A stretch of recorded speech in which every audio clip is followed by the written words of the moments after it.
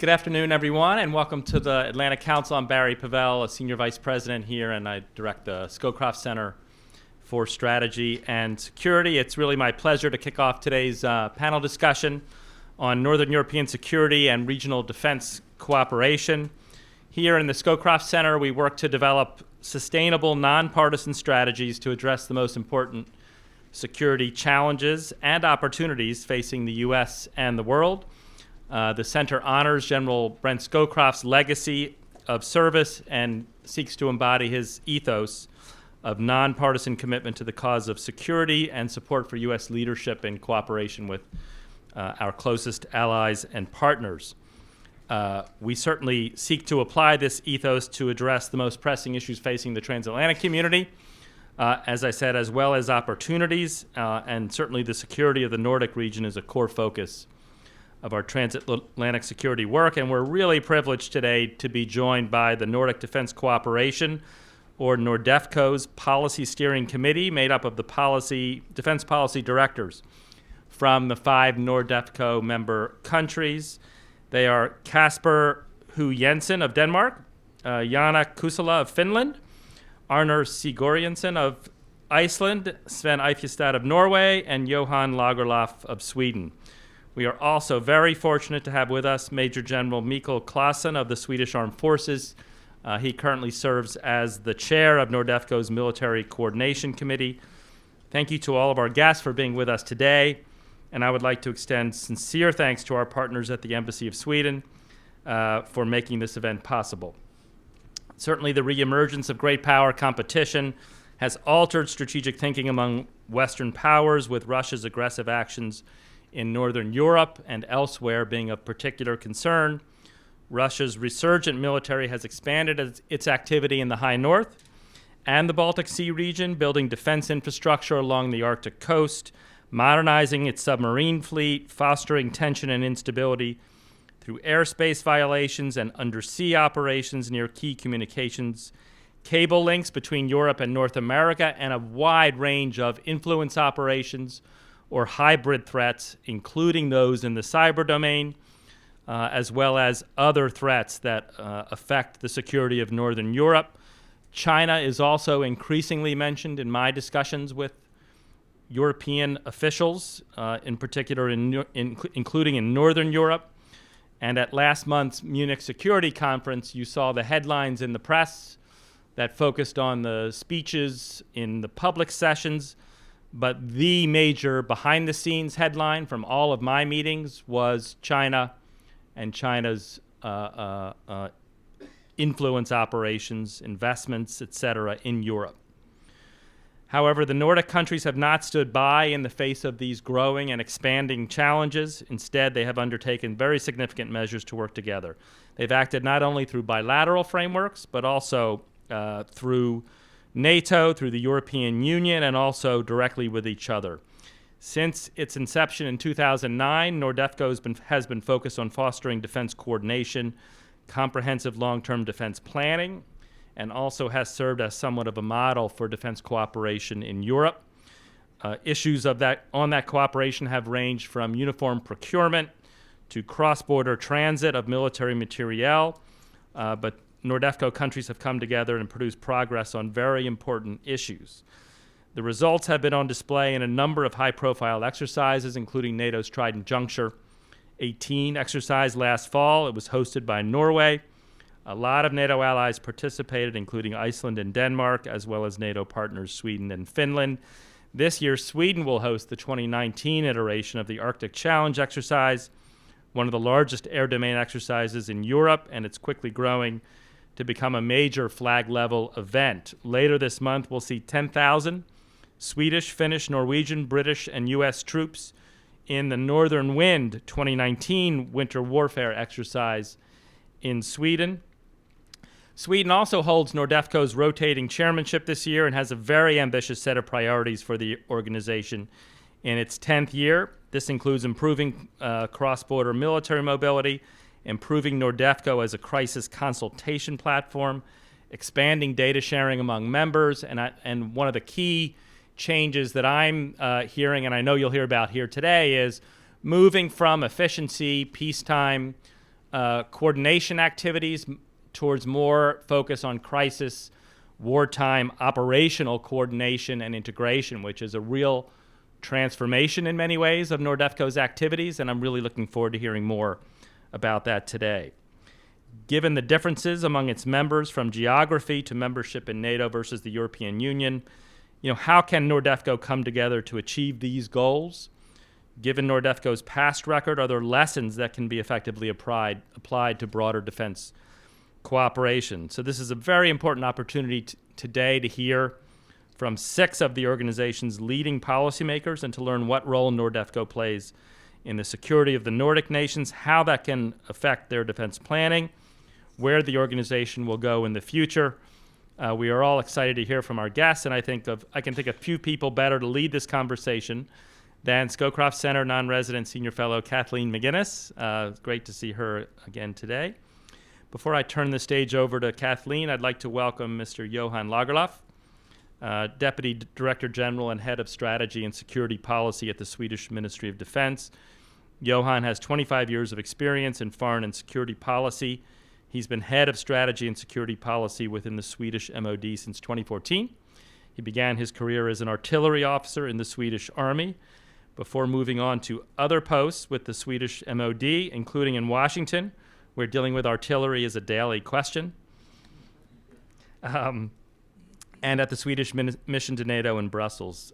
Johan, it's great to have you here to set the stage for this discussion. Before I turn it over to you, just wanted to encourage all to join the conversation on Twitter by following @Atlantic Council and @AC Scowcroft, and using the hashtag, as always with our transatlantic security events, Stronger with Allies.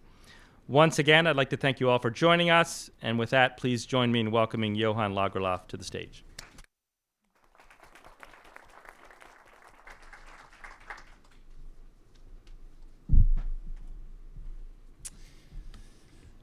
Thank you, Barry, and very happy to be here at the Atlantic Council. I think we have a strong relationship between the Nordic countries with Washington, and a cornerstone in this is the long-standing relation with the Atlantic Council. So we're very happy to have this event here. Happy to see as many people coming to share this discussion. I will be short in order to have more time for the interaction between the moderator and all the countries, and hopefully also questions from the audience. As a chair of the NORDEFCO, I have the pleasure to represent about 26 million people, which is my first time ever on stage that I represent 26 million people, and more precisely the MODs of the 5 countries of Denmark, Finland, Iceland, Norway, and Sweden. And Iceland is not really having a Minister of Defense, but bear with me anyhow, honor. And of course, we have a very broad agenda in Nordic cooperation. We have been working very closely together, certainly after the World War II, and on a very functional cooperation in many areas. And defense has been one of them. We have for long coordinated and cooperated on international operations and training exercises, etc. And in this current version, the NORDEFCO, it's the anniversary this year. It's 10 years since this format was founded. So we're taking any opportunity to celebrate this, and I think it's a good example of regional defense cooperation. And I would like to start with, so the vision, a new vision document that was adopted last November in Oslo. And I quote, "We, the Nordic Defense Ministers of Defense, will improve our defense capability and cooperation in peace, crisis, and conflict." And I would like to stress the peace, crisis, and conflict part, because I think that's the essence on what the qualitative step we are taking now, and as Barry pointed out, and on our ability to act together, which is another part of the vision. And why do we do this? It's of course given by the security environment. We see, I think we share the understanding that any serious security crisis would affect us all. Barry mentioned a few of the security threats we have to deal with. We live in unpredictable and uncertain times. I think for us in Northern Europe, the most obvious reality is that we have a big neighbor that has demonstrated both the will and the ability to use military power to achieve strategic goals. So at the end of the day, this is very much the driving force for deepening our cooperation. And NORDEFCO is something that should supplement and add value to what we do in other formats.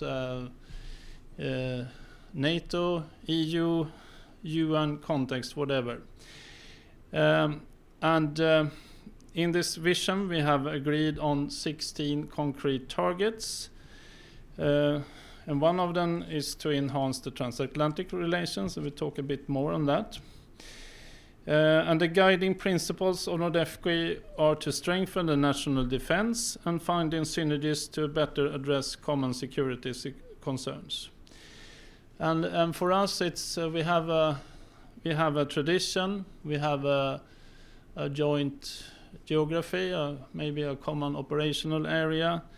We have language, history, culture, values, and also I think a common responsibility to maintain peace and stability in our neighborhood. And as countries, we are firm believers of dialogue, transparency, and a predictable world order based on international law and binding agreements. And one of the priorities and the reason why we are here is the transatlantic relation. And it's a clear ambition from our minister and our governments to enhance the US-Nordic Defense Cooperation. And we would like to maintain and strengthen the transatlantic link in the coming years. And we consider ourselves to be long-term and solid partners to the US. And I think we all share this conviction that the transatlantic link, it's important for us, it's important for Europe, and it's also important for the US and Canada. And we welcome the enhanced forward presence of NATO and the US efforts over the years to strengthen presence in Europe through the European deterrence initiatives. And we have a common interest in a continued and strengthened US visibility and presence in the Nordic region to enhance stability, predictability, and common security. And as a group, we want to be a strong partner to the US while respecting alliance commitments and bilateral and trilateral cooperations. And I would like to stress this part of strong partner. We don't come with a long wish list. We want cooperation. And I think this is also a way to contribute to burden sharing between Europe and the United States. So I will stop there and invite the discussions. Thank you.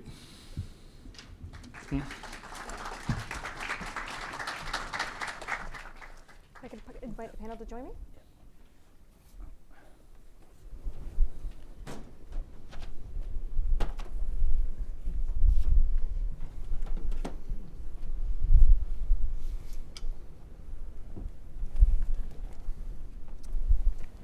Good afternoon, everybody. My name is Kathleen McInnes, as Barry mentioned. I'm a non-resident senior fellow here at the Atlantic Council. But my day job is working for the Congress, where I'm a specialist for international security at the Congressional Research Service. So as a moderator here today, my job is to provoke interesting conversations both amongst the panel and with the panel and the audience. But please note that any views that I express are strictly my own and not those of the CRS or the US government. So with that aside, I first want to say thank you to the Atlantic Council and to our guests, the NORDEFCO policy directors, for giving us the time and space to better understand cooperation between our Nordic allies and partners in Europe's north. It's a critical time for these discussions. The US national security strategy, the national defense strategy, frames the international security environment as one characterized by strategic competition. Indeed, the NSS argues that these competitions are fundamentally contests between those who value human dignity and freedom and those who oppress individuals and enforce unanimity. And of course, according to these documents, allies and partners are absolutely essential to effectively competing with these revisionist strategic powers. Yet, of course, burden sharing has also been a part of these discussions. And while burden sharing has been an issue of contention since the existence of the NATO alliance itself, the discussion today over who has met the 2% target has taken on a tenor of arguably overt frustration in some circles. So how do we square this circle? How do we build defense policies and programs and capabilities with other allies that are greater than the sum of their parts in a way that meets common objectives and in a way the burdens are effectively shared? These are some of the central questions facing our defense institutions today. And so it's with great delight that we have this unique opportunity to engage and learn from our NORDEFCO policy directors, an institution that's making progress on solving some of these challenges that we're facing today. So today we're going to have about 10 to 15 minutes of conversation amongst here on the panel. And then we'll open up the questions to invite the audience to ask questions, share comments, share thoughts, and we'll take the conversation from there.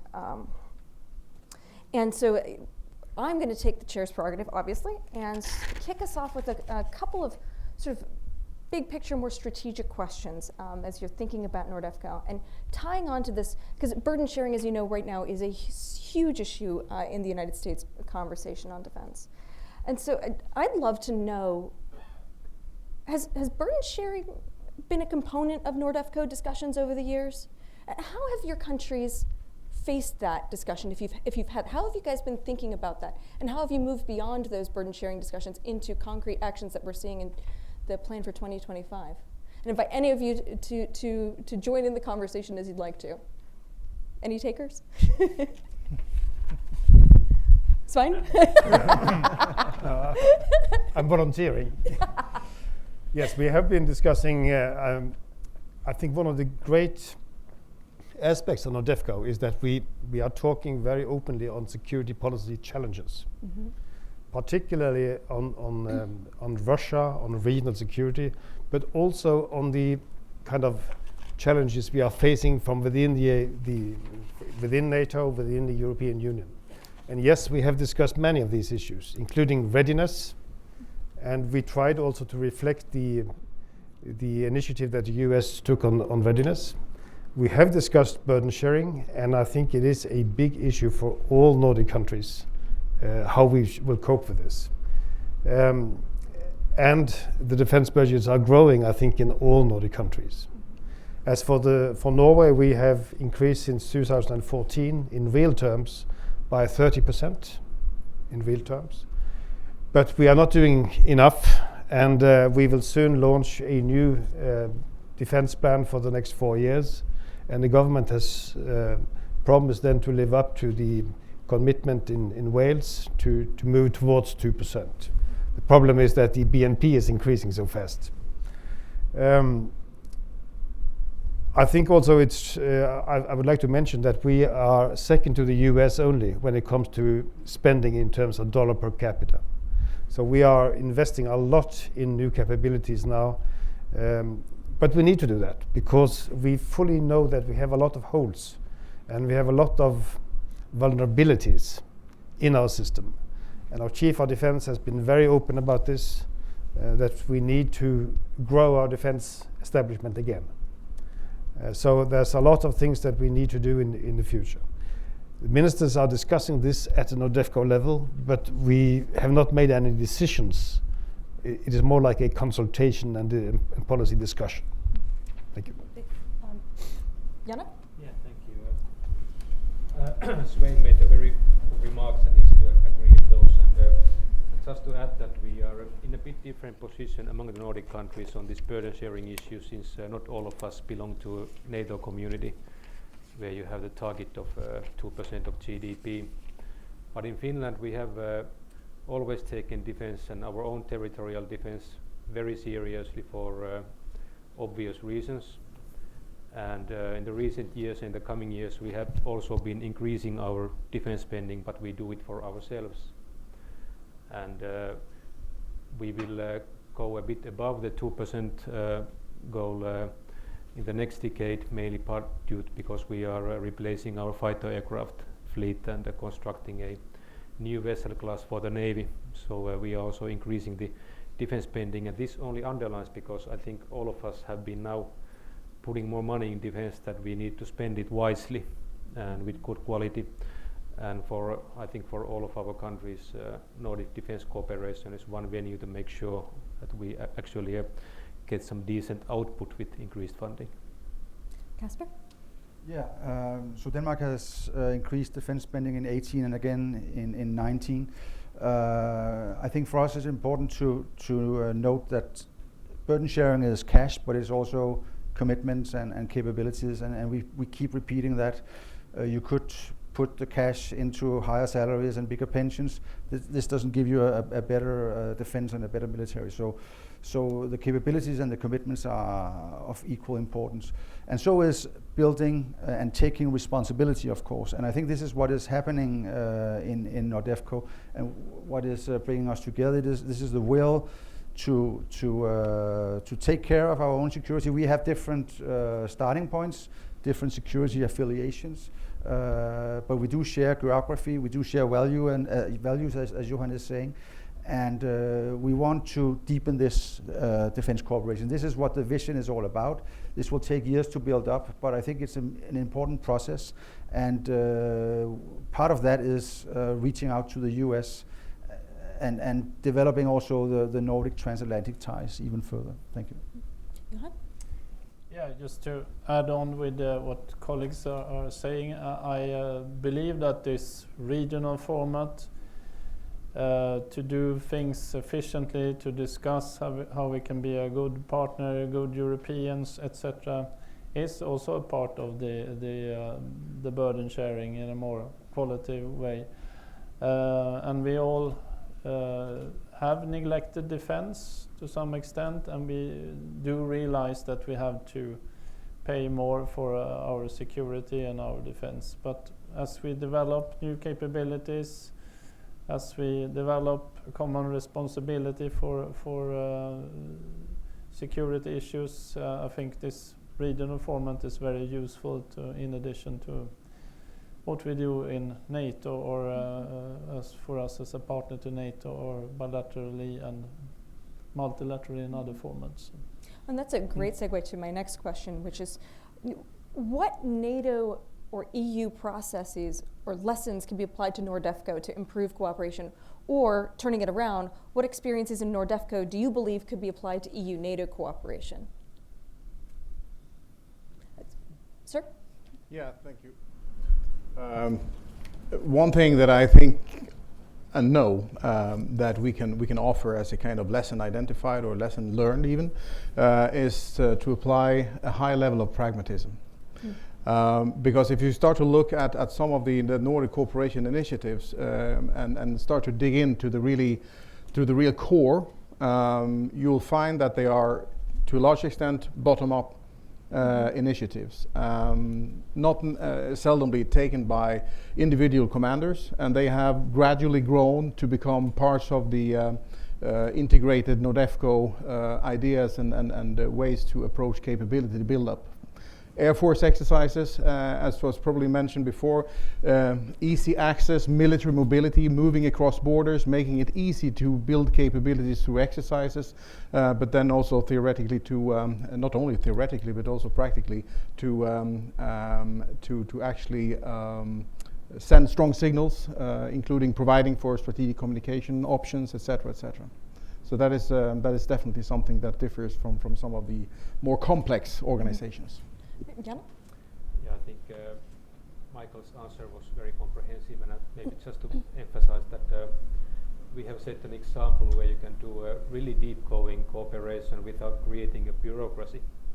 I sometimes get foreign journalists calling me and asking that where can they come and have a look at the NORDEFCO secretariat or NORDEFCO's organization, and the answer is we don't have one. Always when we deal with some issue among the colleagues and we decide to implement it, it goes into the daily cooperation of our defense forces. So it's kind of interwoven in the daily fabric of how our military cooperates. And Michael also mentioned the very topical example of military mobility. That's something we dug into some years ago already for very practical reasons, because we are doing so much cross-border training, and we realized that also for eventual cooperation in crisis or war, we need to be able to move our militaries across the borders. And if you bring that to a larger European arena, there we talk about the very core and essence of European defense. We need to be able to move our forces and military across the borders, and here we have been sharing our experiences and best practices with the EU and NATO. Any others?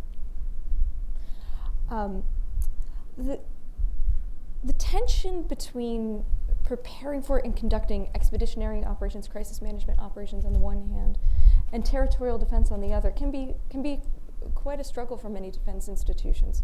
But the level of ambition, as I read it, says that you're going to be doing, crisis management and defense as well. How are your countries viewing that balance of responsibilities and meeting the capability requirements in order to do so?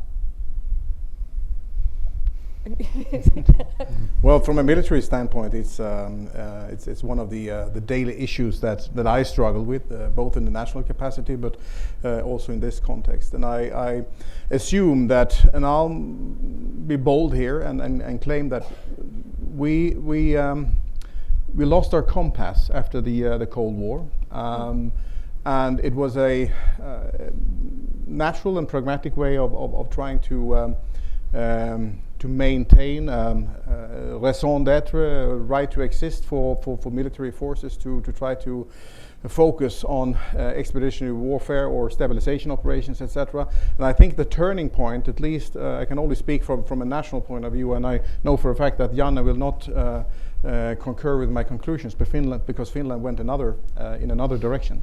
But nevertheless, the turning point really came when we started to develop capabilities from the very outset, to be focused and well, almost singularly capable of operating in that type of environment, far away, distant operations, low-level type of conflicts, etc., etc. So if we look historically, and I think that goes for most Nordic countries, is that we have really based our national defense on national defense commitments or alliance commitments, and then we have used these capabilities with certain add-ons to be able to commit to international crisis management still. So we need to turn back to, let's say, our historical path from a capability point of view.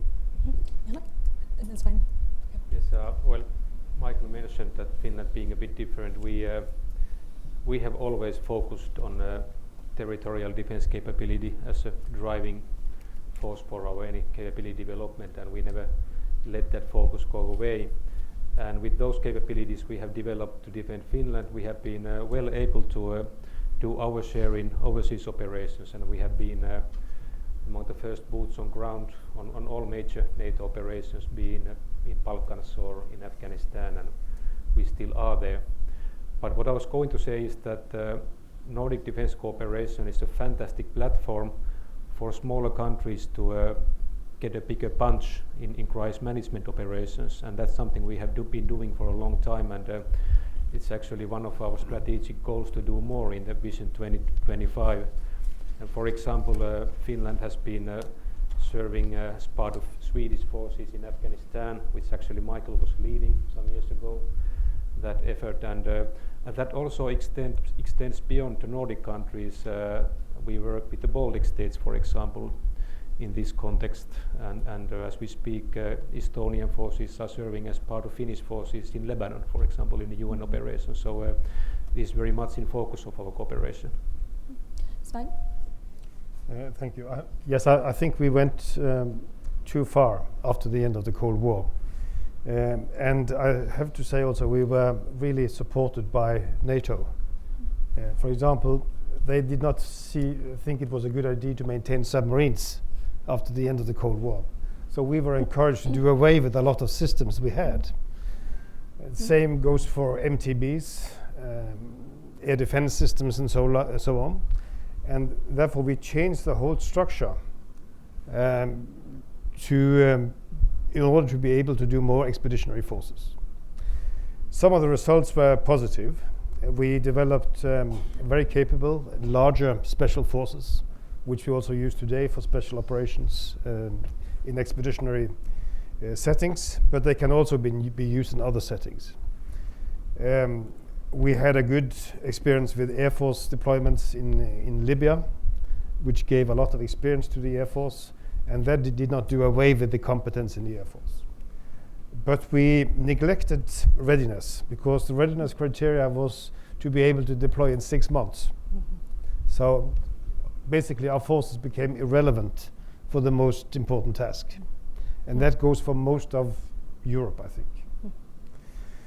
I also believe in terms of survivability. During the Cold War we had a very decentralized structure all over the country. So in order to save money for deployed operations, we centralized this to a very few bases, which today are very vulnerable, particularly because we did not invest in air defense to protect them well enough. So I think this is a very, very difficult prioritization between collective defense, territorial defense on one side, and deployed operations. It is not so much a problem for the Air Force and for special forces, but we are now trying to find a compromise where we put the priority, I think, on territorial defense, at least for our country. Thank you. Casper? Yeah, no, I think what we have realized is that we need to be able to do both parts. We need to be able to do collective security. That is what we are doing together with allies in NATO. But we also realize that the international operations will not go away. We still have troops in Afghanistan, in Iraq, on the way to Mali, in the Mediterranean, in Estonia, on Greenland, of course, in the Arctic. So we see these challenges, but of course the big challenge that we saw in 2014 with Russia and the recent Russian behavior, the military build-up in the western military district, the Russian activities in the Arctic, just makes it necessary that we do more. So we realize that we have to do more, and I think that's a recognition that is made across Europe. And here, of course, NORDEFCO can, in its own quiet way, help on procedures, help on crisis awareness, build up our networks, and this is what we are doing. Okay. Now, to the non-aligned, non-NATO members of this panel, how do you view working with allies Norway, Denmark, and Iceland within NORDEFCO? In other words, is cooperation in any way hindered by not being part of the alliance, in your view?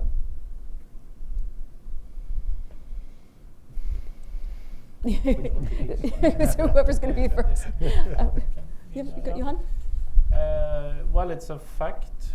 3 countries are members of NATO and 2 are not, so we have to deal with that starting point. And but you have to realize that our military is very much interoperable. We can work together easily. It's more of a political issue of the affiliation and the security guarantees that are differ from the countries, and for a long time we have worked together, as we have talked about, in international operations, in training and exercises. But I think the new when the eternal peace never came to the Baltic region or the Northern Europe, we have to, look after our house in terms of territorial defense. But in the world we live in, you soon realize that you have to work together with your neighbors. We're very interlinked in terms of whatever sector you're financially, power supply, security, supply of food, etc. So we also have to deal with that fact that we are very interlinked, and our starting point that we don't really see any situation where we will be alone facing a crisis. We have to do it in a context together with others. Others will be involved, and that's how we have to build our relations to others. And Sweden and Finland are enhanced opportunities partners to NATO, and we have trying to develop how we share information, how we exercise, and other areas, just to be able to act together in a crisis situation where there's a joint common interest between neighboring countries, the alliance, or it could be a coalition of willing. So I think we're in a fairly good position, and that's part of the... Do you want to add anything? That's a very good answer from you, Hanna. It's just maybe, I mean, the fact that Finland and Sweden are not part of NATO is a fact of life, and we need to take it into account in our daily cooperation. And Iceland, Norway and Denmark need to mind their kind of responsibilities as allied nations, but that doesn't really stop us doing a huge variety of defense cooperation. Swedish and Finnish NATO relationship or NATO cooperation has really gone forward a lot during the past years, and in the Wales summit we were nominated as enhanced opportunities partners, and today we work as 29+2 format in a number of questions, especially do with the things in the Baltic Sea region and High North. So we have come quite a long way in developing our Swedish-Finnish cooperation with NATO. And as you have mentioned, even though we don't share an Article 5 treaty-based commitment among the Nordic countries, we have a very clear, strong common interest to work together in our defense, and that can be at least a strong platform for us doing cooperation. And what helps us in this format is that the Nordic cooperation enjoys tremendous political and public support. Finland is entering parliamentary elections in 1 month, and I think one of the few things that all of our political parties agree that we need to do Nordic defense cooperation and more of it. Casper?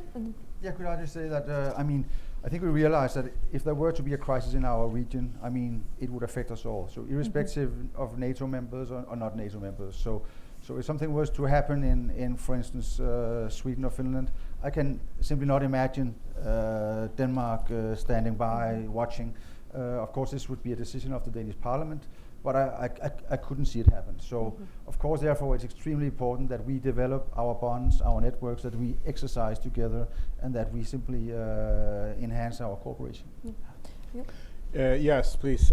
Just a comment on the, or from the military perspective, and I think that's important for the audience to be fully aware of that Sweden and Finland develop all our capabilities based on NATO standards, and I think that NATO has been doing and is still doing a very good job in involving partners and letting us be part of let's say, the capability build-up. So in that regard, we are no less, no more interoperable than any of the other NATO countries, so to speak. And I also agree that well, of course, there is a difference at the political level, but from a military point of view, we concentrate on what we can do, and not the opposite. And if there is one area that I would point out as challenging still in the new security context, it would be operational command and control. Svein, and then Johan. We agree that in the most likely condition, if there is a crisis occurring in Northern Europe, is that all Nordic countries will be involved together to handle the situation. Still, we cannot be dependent on resources in Finland and Sweden, since they are not members of NATO. And we would not, of course, do any actions or make any commitments which would not be compatible with our commitments in NATO or commitments bilaterally to NATO partners. So that is kind of a limit for our participation. Yeah, just to add one thing, I agree with Svein and what colleagues have said, but if we would be in this room and for some reason Finland and Sweden would be members of NATO, we would still be on this scene. We would still have a Nordic Defense Cooperation, because it's work to be done in the regional context, bilaterally, multilaterally, and so I think that's the preconditions would differ a bit, but still there are many issues that we still would have to deal with. There would be the same burden sharing, would be the same interdependence, same security environment. Well, with that, why don't I invite the audience for your questions and thoughts and comments. If you could you raise your hand so that we can have a microphone sent to you, but if you could identify yourself before you ask your question, that would be great.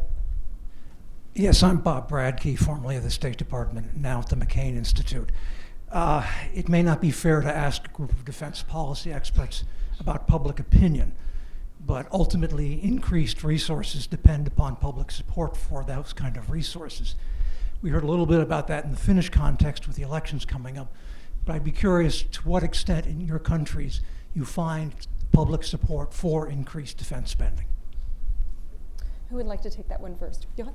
Yeah, I'm happy to answer, since there are broad support for increased defense spending, and it's been for several years. And I think it's given the security situation, and people realize that we have to do business in different ways. So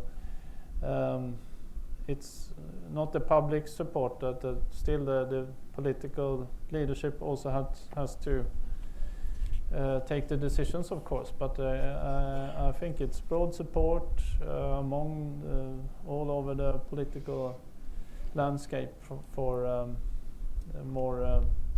Yeah, you have to devote more resources to security and defense. Hanna, and then Kasper? Yeah, no, just briefly. Okay. Yeah, I mean, as I said, Denmark increased defense spending with 20% in 2018. We made a new additional increase in our defense agreement in January. This was done 3 or 4 months before we have an election. We have this spring. It was done with 80% support in Parliament. So yes, there's this recognition. So it's we are still not at 2%. We will reach 1.5, but we recognize that we have a job and that we have commitments made in Wales. So we have been able to test recently the public support in Finland in a very concrete case. I mentioned we are replacing our Air Force fighter fleet, and that will be the biggest ever public procurement project in Finland, with quite sizable price tag. We are initially looking for 64 modern aircraft fleet, and we recently had a panel with all the political parties in the parliament present, and everybody agreed that this needs to be done, even though there are many other sectors in our country who would find good use for that money. But it's very tangible when your geographical location is as it is in Finland, and no Finn can conceive a situation that we would, for example, have effective air defense in our country. So yes, there is quite solid public support to do the things we need to do. The parliament in Iceland has increased the defense-related budget by 20 to 30% per annum since 2014. and that speaks for the public support. Yes, in Norway there's a peculiar situation in which the rank and file of the political parties are kind of, at the conventions, are pushing the leadership of the political parties to increase defense budget. So that's the opposite of the traditional situation we've seen. I think there is also a new development in the sense that the most radical parties in parliament believe we need to increase defense expenditure because we leave too much to the big powers in the West. We need to do more ourselves to have more national influence. Whereas the conservative people think that we need to do more in the context of NATO, so to speak. So basically speaking, I think there is a very broad support to increase defense budget. But of course, when it comes to the decision point, when you have to make priorities with education, everything else, you never know what's happening.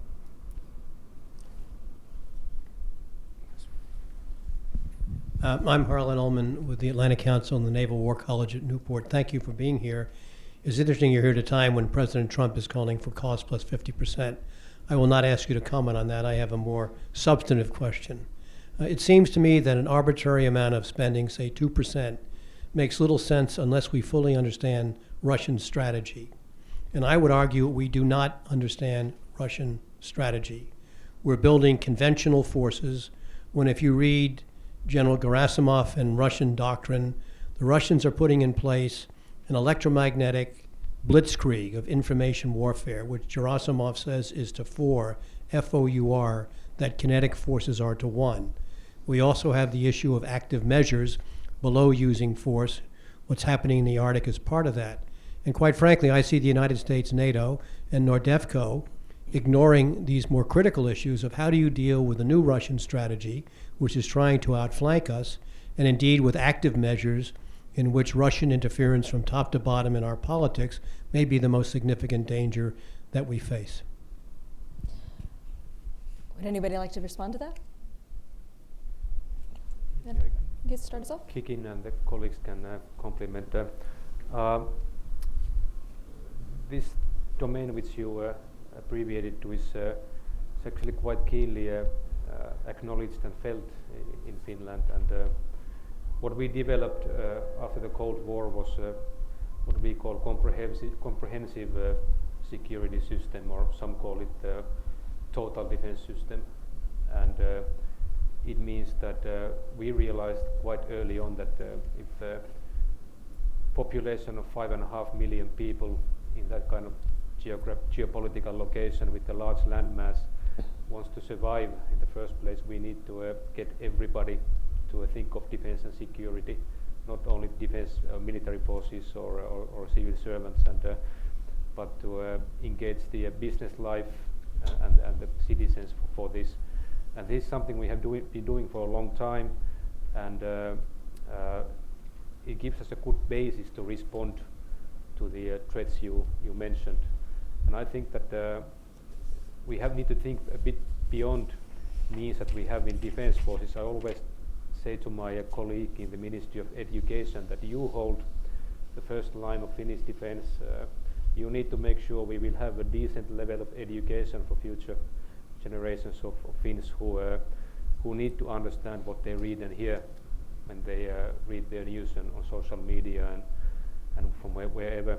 And this is something we constantly talk and share experiences in this group because it's very much present in our region and challenge we all face.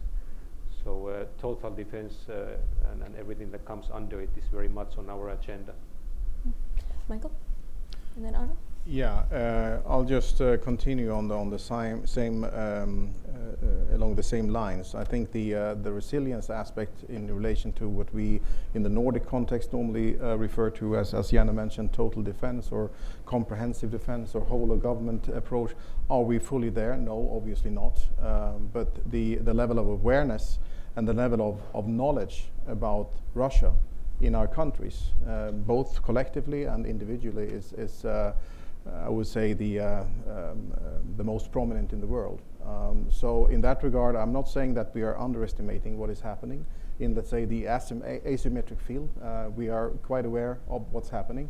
When it comes to capability development and setting priorities, I would say that, well, at least from a Swedish perspective, when it comes to conventional defense capabilities, I would claim that we reached even a subcritical level. So we need to address this in parallel, being aware of the asymmetric threats, being aware of the challenges in the cyber domain, etc., and developing capabilities to deal with as much as we can nationally and also in conjunction with others.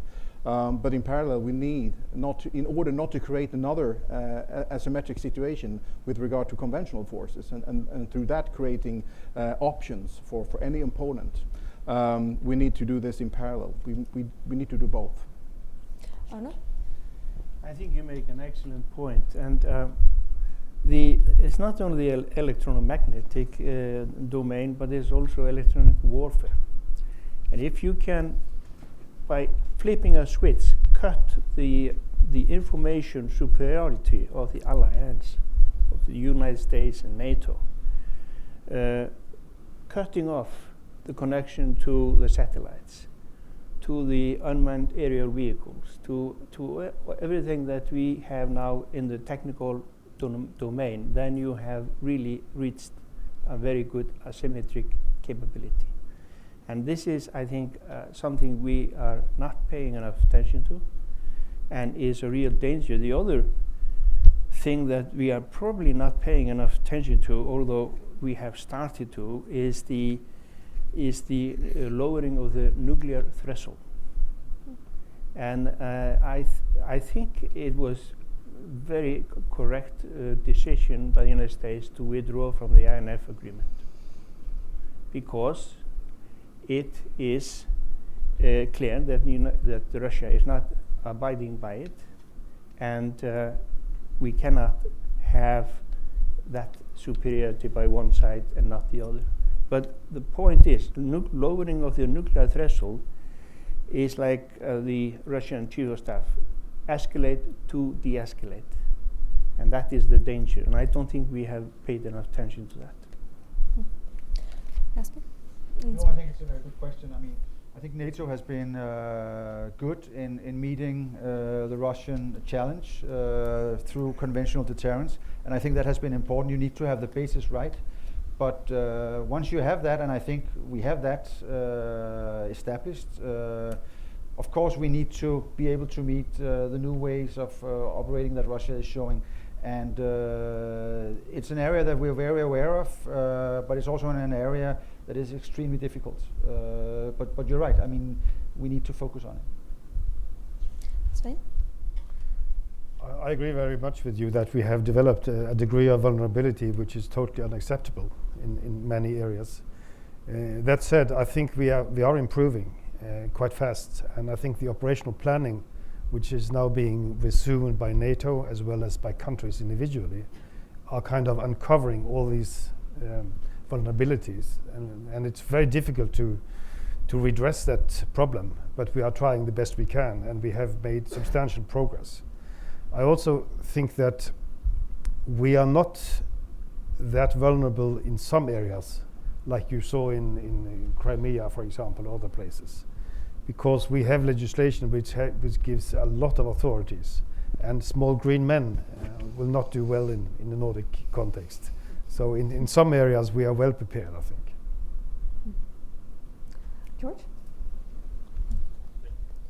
George Benitez, Senior Fellow at the Scowcroft Center and a professor at the Marine Command and Staff College. The other split in NORDEFCO is about EU membership. 3 of the countries are in, 2 are not. I'd like to ask both the NORDEFCO members in or out of the EU. There have been multiple proposals of how to improve EU capabilities. What do you think are the best tangible next steps for the EU to improve the security situation? Thank you. Johan, could we start with you? Yes, sure. Yeah, it's a good question, and that's I think what the EU is doing in terms of developing the defense initiatives is something that you should see as something helpful and promising for the future. We are doing this to improve the European capabilities, and it's a kind of long-term project. In NORDEFCO, we're talking about very, things that we need to meet and do and react to, and this. But as I see it, at least what we do in the European Union is building for the future. There are things to be done in terms of building our capability to act together outside the Union. There are things to be done to make the European defense industrial base more effective, more competitive. And there's still a work in progress how this should be done. We have our approach of open market, competition, etc., and others have other views on this, and this is a continued discussion. But overall, I think it should be a contribution to the Transatlantic Cooperation, and we have it as one of the priorities in the vision that we are also in this group. We'll look at the possibilities to work in the context of the European Defence Fund when we are building new capabilities, and also in terms of industrial cooperation. So it's also an angle of NORDEFCO cooperation in this. Casper, and then Jana. Yeah. So Denmark is a member of the EU, but we are not a member of the EU Defence Cooperation. This is a long history going back 25 years. The Danes didn't want to be part of a European federation with an army and so on. Where we are now, defence in the EU has a different perspective. As we see it, there is no contradiction between the EU and NATO. All European countries are recognizing that NATO, or all members of NATO, of course, are recognizing that NATO is the cornerstone of collective defense. So the EU Defense Cooperation is about something else. It's about industry. It's about operations in our own neighborhood in the Mediterranean, North Africa, and actually it makes good sense. And seen from my perspective, I think it would serve Denmark well to be part of the European Defence Cooperation, and that wouldn't be in a contradiction with our NATO membership. Yes, Finland has been very positive about the EU's emerging defence dimension. First of all, because it's one main element in Europe being able to do more burden sharing, and it's also a serious effort of EU to finally get its act together and actually focus on security and defence. And as Casper said, it's even though Finland doesn't belong to NATO, it's very clear for us that is something different than what NATO is doing. And I guess the essence here is to single out what are the things which the EU can do better than NATO, and how EU can use all its instruments and tools to harness them to protect its citizens. What comes to the EU's recent new defense initiatives, in this group we try to make sure that they will be also open for non-EU countries willing to participate. And when I say this, I'm not only talking about Norway, but I have in my mind countries like the United States and the UK, which is a very close partner for all of our countries in defense. Whether or not these EU's defense initiatives will deliver tangible results, the jury is still out there. Building defense platforms takes time, and we are in a very early phase now, but I would say that this time EU cannot afford to fail this, taking into consideration all the other trouble we are having in Europe. And when we talk about security and defense, EU really needs to deliver this time. This is a special year for Finland when it comes to EU, because we are assuming the EU's rotating presidency for the latter part of this year. And besides taking forward the EU's daily agenda on security and defense, we will have a few national priorities, and they are, we want to promote EU using all its tools to tackle the hybrid issues, and we will use the wealth of knowledge of embedded in the European Center of Excellence for Hybrid Threats, which is residing in Helsinki. Another focal point for our presidency will be artificial intelligence and digitalization in defense solutions. That's something that all of our countries are working on nationally, and I think we need to do this on a European level and on transatlantic debate, if not only for the matter of interoperability, but I think we can do more if we do it in cooperation.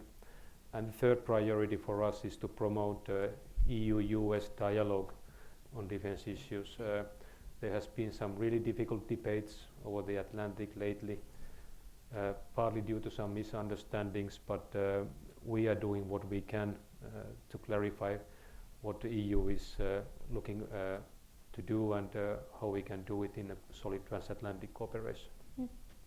Sven, did you want to add something? Yes, Norway is not a member of the European Union, but we don't have any opt-out, so that we can participate in the EU, just to make the picture complete. I think the EU should develop its defense capabilities without any duplication and without discrimination. Those are very important for the policy side.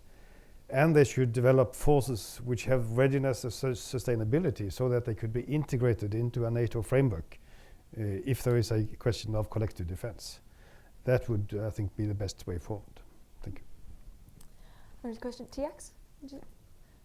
Wait for the microphone. Connor? In the microphone. Thanks. TX Amos, National Defense University. Very encouraging to see the increasing investment in defense. Is there some concern that you seem to be investing in the exact legacy systems that Secretary of Work last week said die in all our war games? Die early and die often?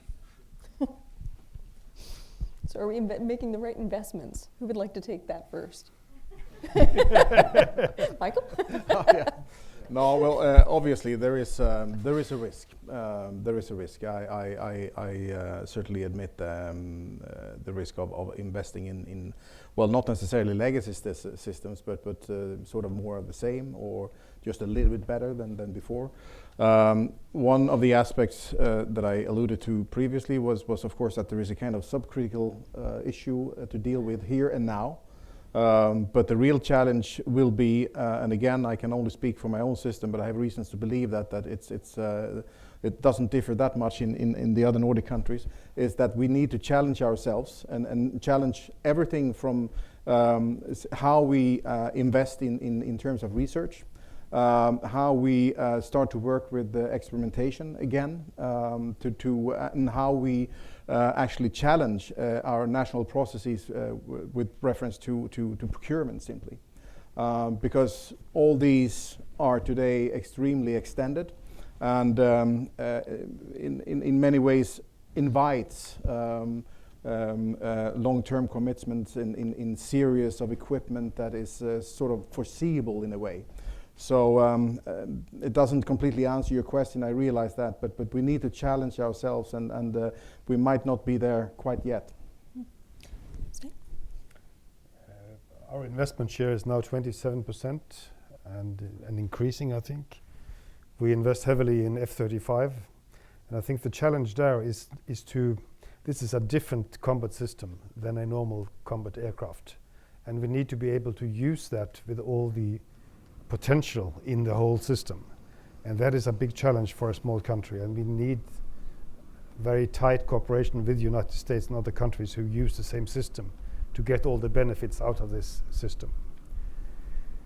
We also invest in P8, which are important for many reasons, but we need also to develop a system around P8 to defend it, because the aircraft themselves are very vulnerable in many ways. And then we invest in submarines, and I think that is it is not easy to find and combat the diesel submarines. They have their weaknesses, but remembering from the NATO exercises, we had many examples in which big Allied combat groups never found these submarines at all. And they came back from the exercise with big pictures of carrier groups through the periscope. So I think that is a pretty solid investment. Casper? No, we're also investing in F-35s. We're investing in SM-2 and SM-6 missiles. Of course, also traditional, a deployable brigade.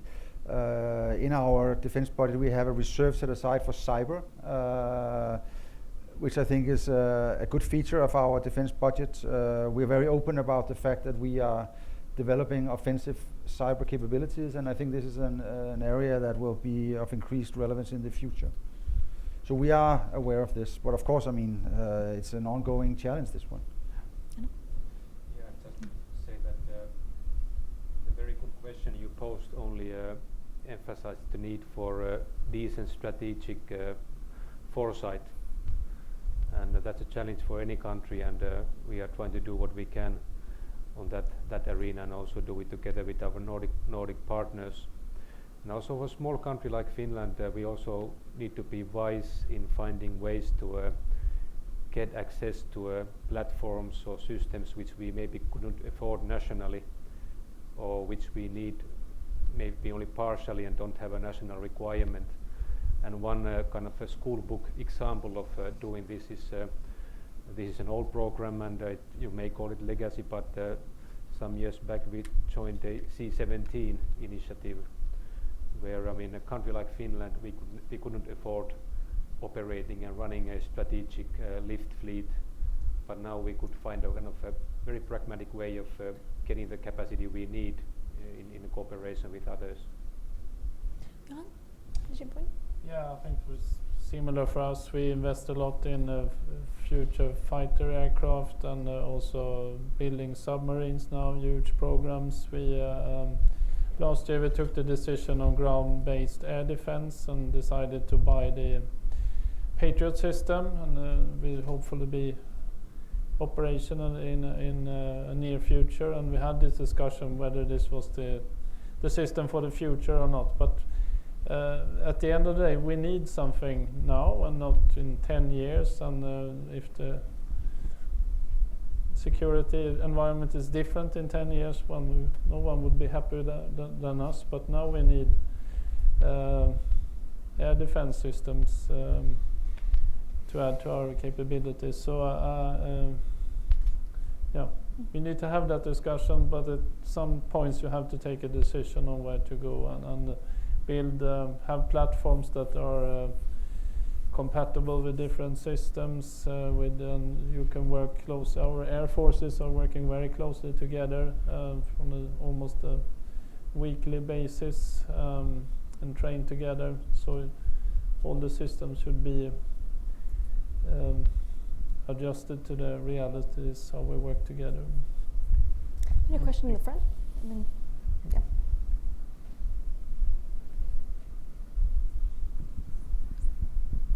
Hi, my name is Marisol Maddox. I'm with the Wilson Center's Polar Institute.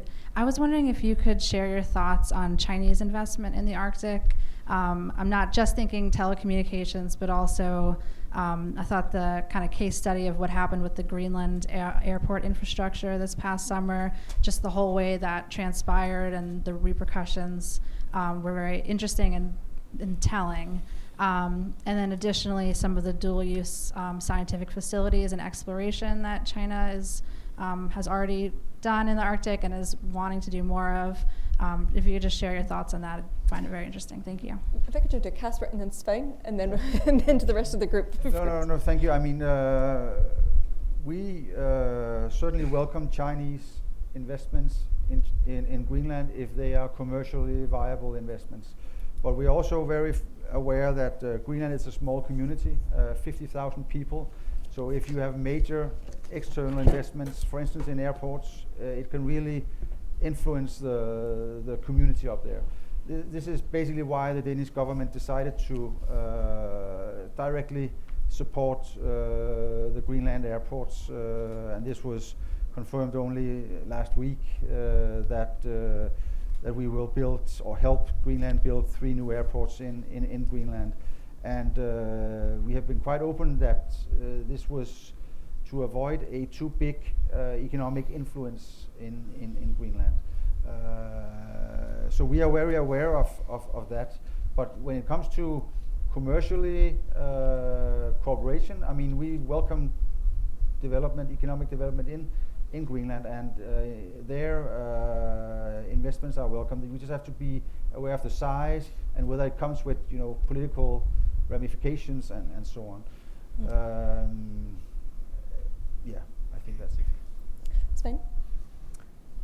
Well, we follow closely what the Chinese are doing, of course, in terms of their program for research in the Arctic. They have a permanent station in Spitsbergen. We have seen that the commander of the Chinese fleet this summer, for the first time, we think, visited the commander of the Northern Fleet. So there is some dialogue going on. Apart from that, we have not seen much military activity from the Chinese in the Arctic.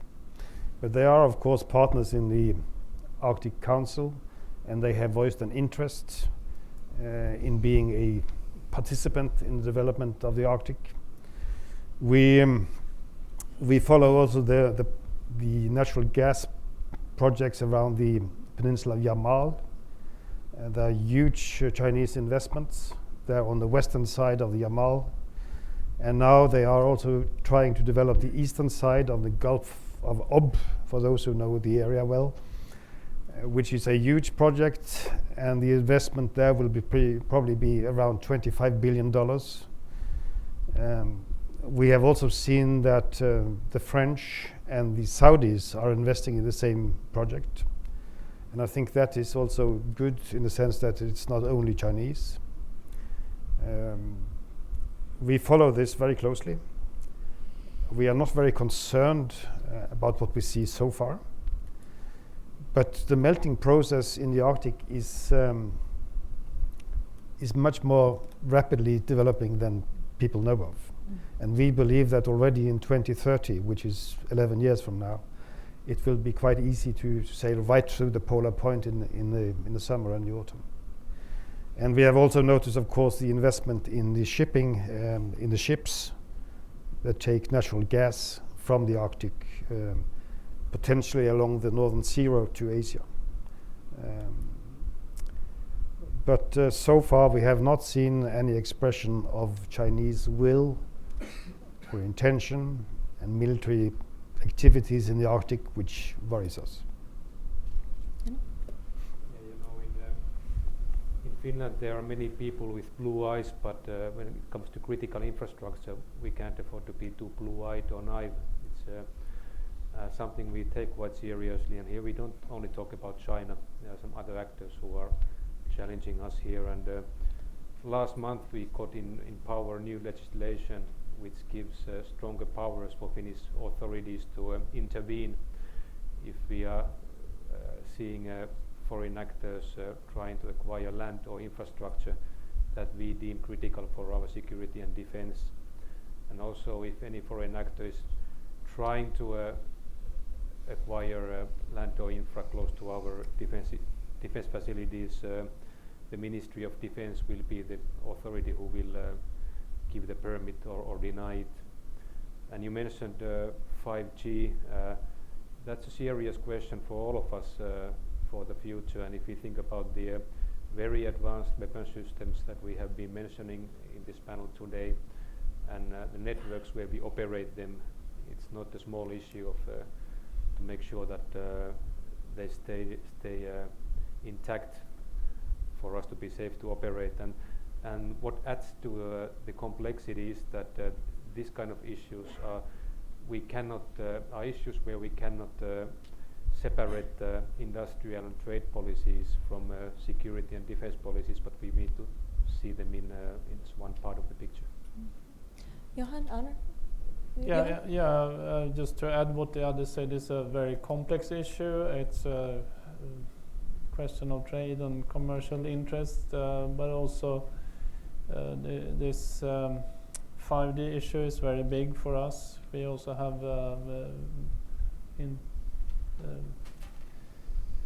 we're fairly, as our at least companies are actors in the telecommunication business that are competitors, but also actors that has to deal with this challenge that in some respects meet from China.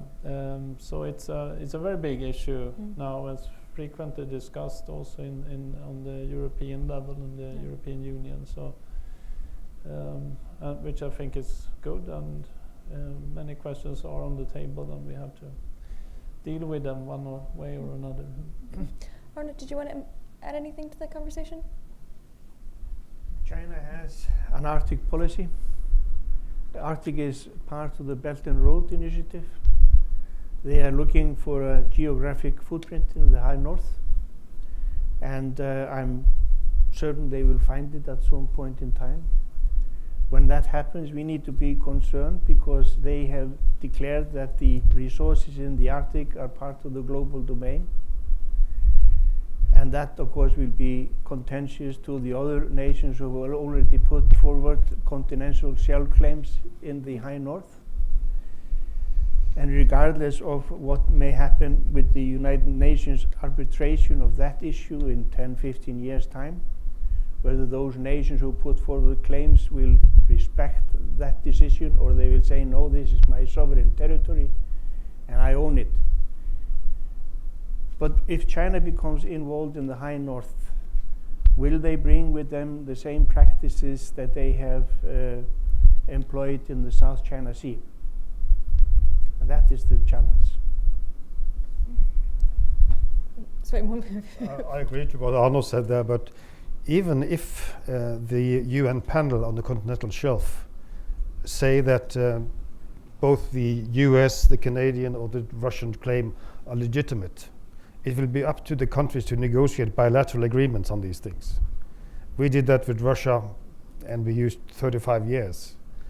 And that could be, if there are similar situations between the different participants in the Arctic, to settle those claims, we could face several decades of competition and difficulties in the Arctic. I would also like to mention, since you have been talking about new technologies, we see an increased investments in unmanned autonomous systems in the Arctic, not only in the skies but also underwater. And in that region, which is full of nuclear weapons and strategic weapons, that also can induce an element of uncertainty which we have not seen before.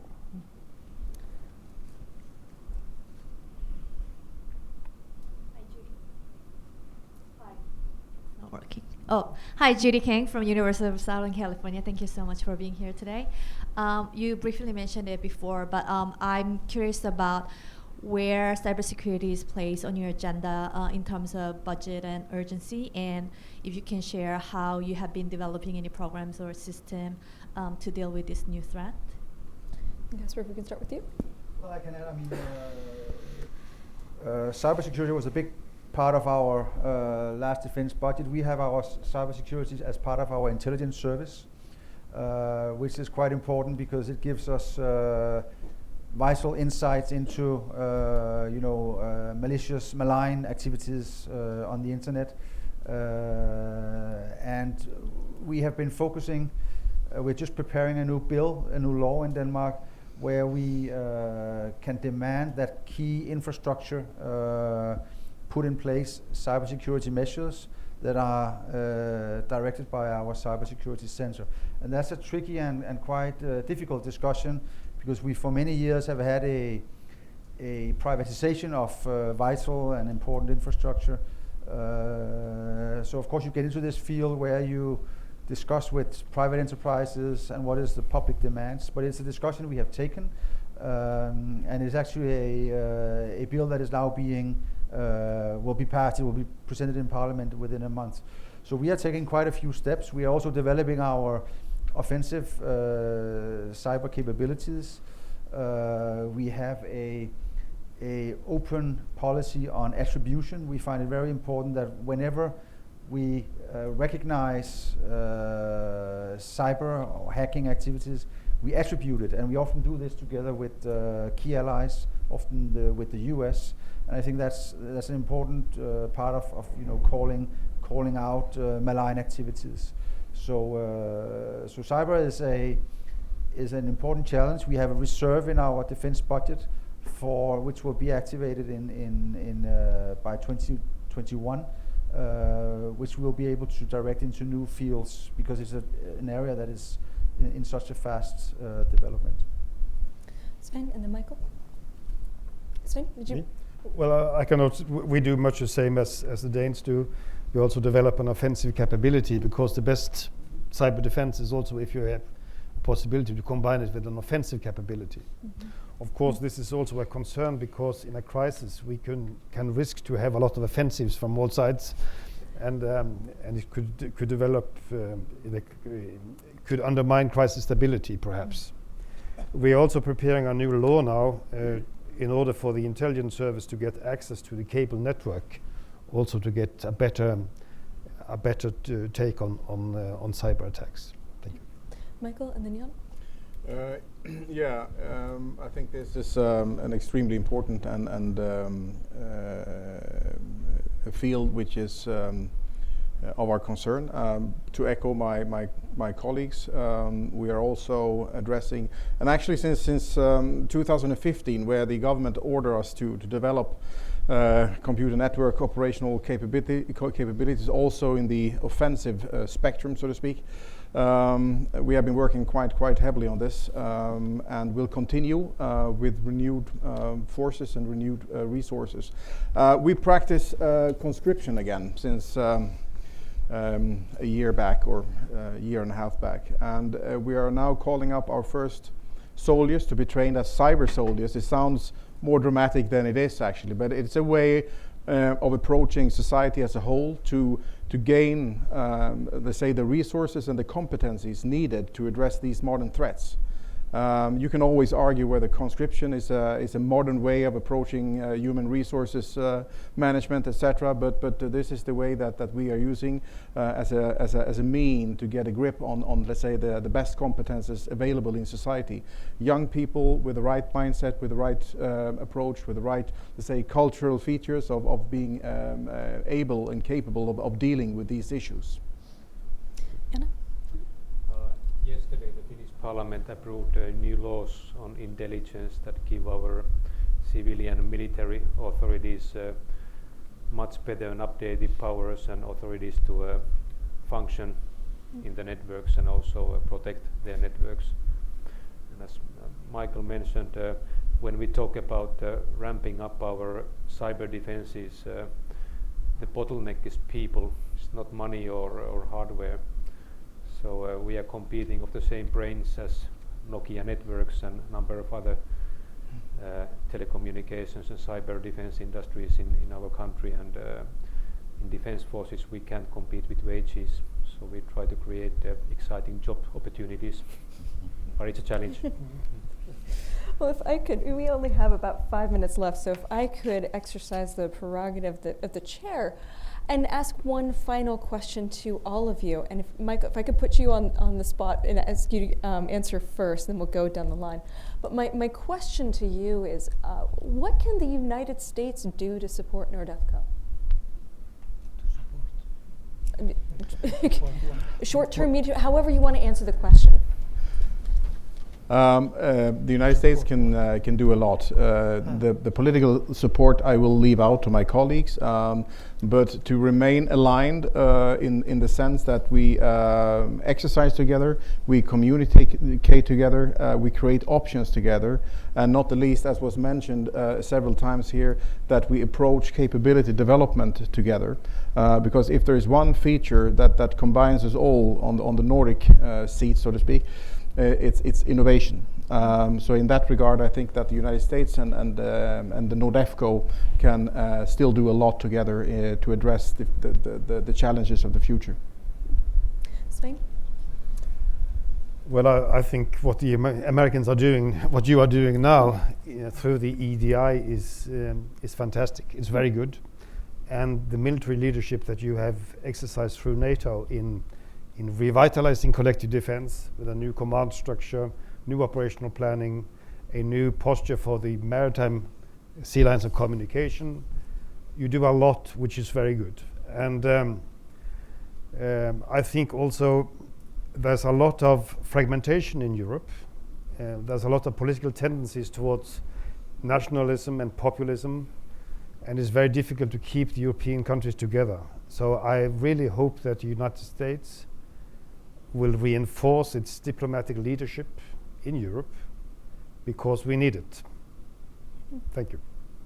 Arno, do you have any thoughts? Yeah, in pure military terms, I think the reactivation of the Second Fleet and the establishment of Joint Forces Command Norfolk is essential, because that links North America through the North Atlantic with Europe, with the Baltics.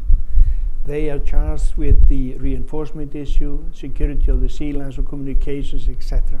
So in that context, this is a great help for NORDEFCO, because it brings those capabilities together. Politically, I agree with Svein. Well, I think my colleagues already put up quite a surmountable wish list across the Atlantic, and I think the US has ticked many boxes on that.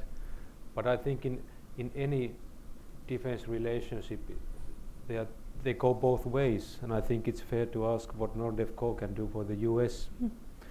And Catherine, you mentioned in your opening remarks the new national defense strategy that the US has published, and when we think about working with the US in the Nordic group, we want to make sure that we support our colleagues in US defense when they are implementing their national defense strategy. And in that strategy, there's some very clear language for us about the US need to work with its allies and partners to create favorable regional security conditions. And I think United States cannot find more favorable regional security surroundings than in the Nordic countries, and we want to make sure it goes both ways.